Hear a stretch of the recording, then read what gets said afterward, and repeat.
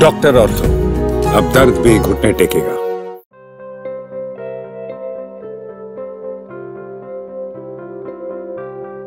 आज की कथा में हम आपको बताने जा रहे हैं कि बाल रूपी भगवान श्री कृष्ण और भगवान शिव का मिलन कैसे हुआ। जब वह समाधि में जागृत हुए तब उन्हें मालूम हुआ कि भगवान श्री कृष्ण ब्रज में बाल रूप में प्राकट्य हुए हैं।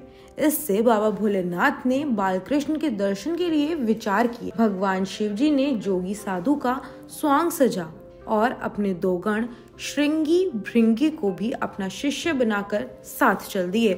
भगवान शंकर अलग जगाते हुए गोकुल पहुंचे। शिव जी नंद भवन के द्वार पर आकर खड़े हो गए। तभी नंद भवन से एक दासी जोगी के रूप में आए शिव जी के पास आई और कहने लगी कि यशोदा जी ने ये भिक्षा भेजी है, इसे स्वीकार करें और लाला को आशीर्वाद दे दें।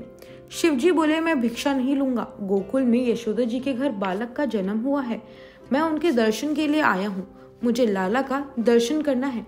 दासी भीतर जाकर यशोदा माता को सब बात बताती है। यशोदा जी को यह सुन बड़ा आश्चर्य हुआ। उन्होंने बाहर झांक कर देखा कि एक साधु खड़े हैं जिन्होंने बागंबर पहना हुआ है, गले में सर्प है, भव्य जटा है, हाथ में त्रिशूल है। यशोदा माता ने साधु शिव जी को प्रणाम करते हुए कहा, मैं लल्ला को बाहर नहीं लाऊंगी, आपके गले में सर्प है जिसे देखकर मेरा लाला डर जाएगा। शिव जी बोले कि माता, तेरा लल्ला तो काल का काल है, भ्रम का भ्रम है, वह किसी से नहीं डर सकता, उसे किसी की भी दृष्टि नहीं लग सकती और वह तो मुझे पहचानता है, वह मुझे देखकर प्रसन्न होगा।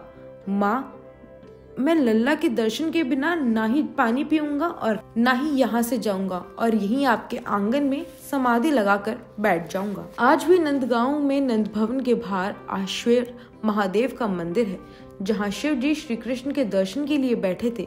शिव जी ध्यान करते हुए तन्मय हुए, तब बालकृष्ण लीला के उनके हृदय में पधारे और बालकृष्ण ने अपनी लीला करना शुरू किया।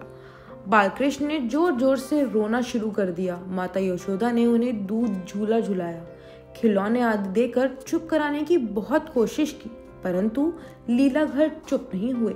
एक दासी ने कहा कि माता, मुझे लगता है आंगन में जो साधु बैठे हैं उन्होंने ही लल्ला पर कोई मंत्र फेर रहे हैं।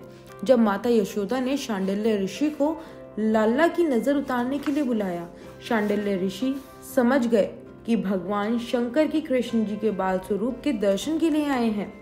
तब उन्होंने माता यशोदा से कहा, माता, आंगन में जो साधु बैठे हैं उनका लाला से जन्म जन्म का संबंध है, उन्हें लाला का दर्शन करवाइए। तब माता यशोदा ने लल्ला का सुंदर श्रृंगार कर बालकृष्ण को पीताम्बर पहना, लाला को गले में बाघ के स्वर्ण जड़ित नाखून को पहनाया। फिर माता यशोदा ने शिव जी को भीतर बुलाया। नंदगांव में नंद भवन के अंदर आज भी नंदीश्वर महादेव हैं। श्री कृष्ण का बाल स्वरूप अति दिव्य है। श्री कृष्ण और शिव जी की आंख जब मिली तब शिव जी अति आनंद हो उठे। शिव जी की दृष्टि पड़ी तब लल्ला हंसने लगे।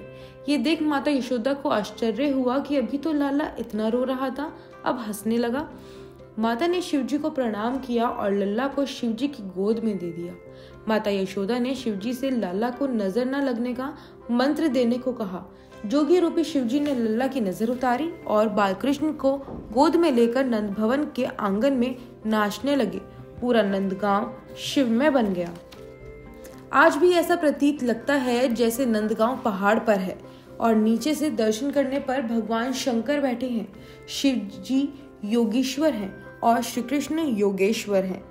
शिव जी ने श्री कृष्ण की स्तुति की। भगवान श्री कृष्ण भी भगवान श्री शिव से कहते हैं कि मुझे आपसे बढ़कर कोई प्रिय नहीं है, आप मुझे अपनी आत्मा से भी अधिक प्रिय हैं। जब भगवान श्री कृष्ण जी का जन्म हुआ तब उस समय भोले बाबा समाधि में थे। तो ये थी हमारी आज की कहानी। अगर आपको हमारी आज की ये कहानी पसंद आई हो तो वीडियो को लाइक करें, कमेंट करें और जाते जाते चैनल फॉर भक्ति को सब्सक्राइब करना ना भूलें। धन्यवाद। डॉक्टर ऑर्थो, अब दर्द भी घुटने टेकेगा।